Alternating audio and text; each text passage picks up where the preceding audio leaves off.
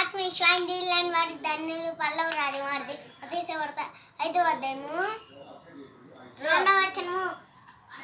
దక్కపడ ధన్యులు వారు ఓదార్చబడి అతీత వార్త 5వ అధ్యాయము 4వ వచనము. సాక్షులు ధన్యులు వారు భూలోకమును స్వతంత్రించుకుందరు అతీత వార్త 5వ అధ్యాయము 5వ వచనము.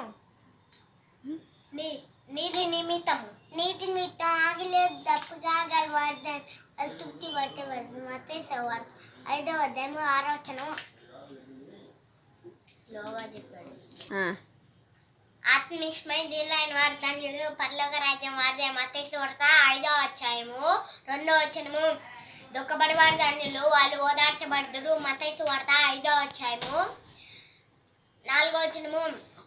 సాత్వికులు ధన్యులు వాళ్ళు భూలోకమును స్వతంత్రించుకుందరు మత్తయి వార్త 5వ అధ్యాయము 5వ వచనము. నీతి నిమిత్తము ఆకలి దప్పిక గలవారు ధన్యులు వాళ్ళు తృప్తి పరచబడదురు మత్తయి వార్త 5వ అధ్యాయము 6వ వచనము.